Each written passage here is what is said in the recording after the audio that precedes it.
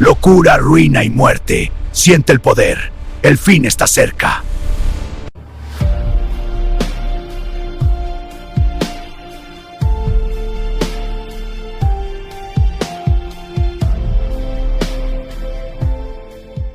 Hay historias que, te hielan la sangre. Relatos que se tejen con hilos de ambición, de una belleza casi real y también de un terror muy profundo. La que vamos a desgranar hoy es sin duda una de ellas. Una historia de locura, ruina y muerte. Y todo empieza con la piedra preciosa por excelencia, el diamante. Fijaos en su nombre, que viene del griego adamas y significa ni más ni menos que invencible. Es carbono puro, sí, forjado en las entrañas de la Tierra, pero es tan duro que solo otro diamante puede llegar a rayarlo. Es, por definición, el símbolo de lo indestructible. Y aquí es donde la cosa se pone interesante. ¿Qué pasa cuando algo que se supone que es invencible se convierte en portador de la peor de las desgracias? Cuando una joya, en vez de traer fortuna, lo único que deja a su paso es un rastro de tragedia. Venga, vamos a sumergirnos de lleno en la leyenda del diamante Hope. Antes de meternos en la maldición, un poco de contexto, ¿no? El diamante es carbono cristalizado bajo una presión y una temperatura que nos cuesta hasta imaginar. Su valor no está solo en lo duro que es, sino en esa capacidad casi mágica que tiene para desviar la luz y crear un juego de colores que ninguna otra gema puede igualar. Un brillo por el que, literalmente, la gente ha mentido, ha matado y ha perdido la cabeza. Y es justo aquí donde la historia de nuestro protagonista, el famoso diamante azul, da un giro radical. Se desvía del brillo y se va directa hacia la más absoluta oscuridad. Y es que su origen no está en una mina cualquiera, no. Su origen está en el corazón de una leyenda. Cuenta la leyenda que esta increíble gema azul fue sacada del río Krishna, en la India. Durante un tiempo, fue el ojo de un ídolo en un templo, hasta que, en el siglo XV, un sacerdote lo robó. Pero la codicia le costó muy cara. Lo capturaron y lo ejecutaron después de sufrir unos suplicios terribles. Y esa fue la primera muerte. El primer eslabón de una cadena que se iba a hacer muy, muy larga. Después de este inicio tan violento, la gema como que se esfuma, desaparece de los registros. No es hasta el siglo XVII que un aventurero francés, Jean-Baptiste Tavernier, la consigue en uno de sus viajes y se la trae a Europa. ¿Y a quién se la vende? Pues nada menos que al rey Luis XIV de Francia. El diamante entra así por la puerta grande en las cortes más poderosas del mundo. Y ojo, que no hablamos de una piedrecita cualquiera, ¿eh? Cuando Tavernier se la vendió al rey, pesaba 112,5 quilates, una auténtica barbaridad para la época, una pieza de un tamaño y un color azul profundo que eran algo extraordinario. Pero claro, la llegada de este diamante a la corte francesa no trajo solo esplendor y fiestas. Para el rey Sol y para todos los que lo rodearon, marcó el comienzo de una época de desgracias que nadie podía explicar. Aquí la historia da un giro que es fascinante. Uno piensa en Luis XIV, el rey Sol, y piensa en éxito, en Versalles. Pero justo después de comprar la joya, todo empezó a torcerse.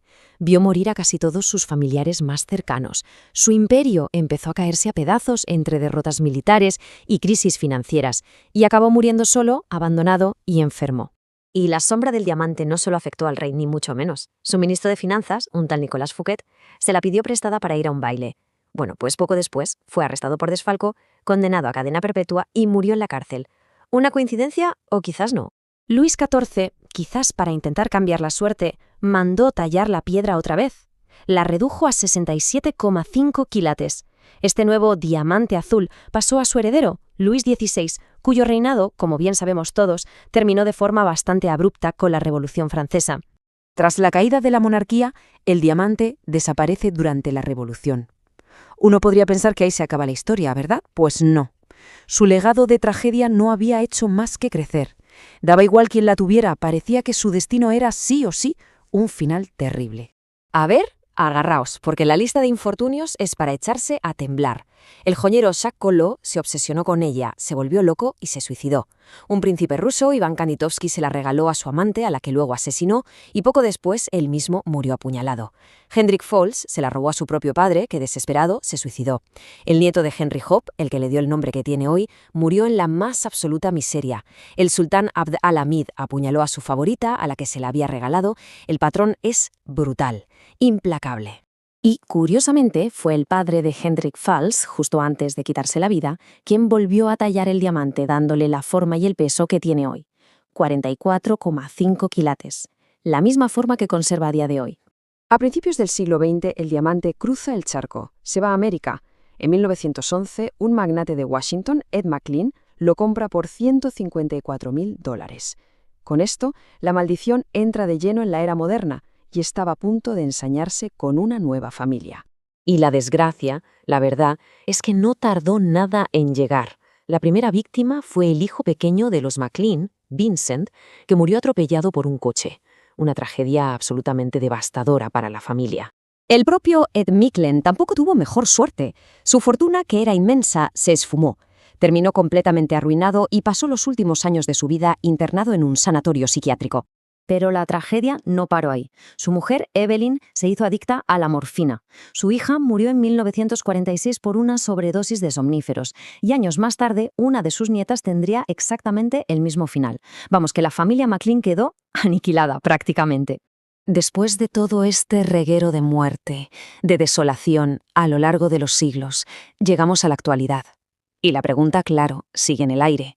¿Es todo esto una macabra serie de coincidencias o de verdad hay algo más?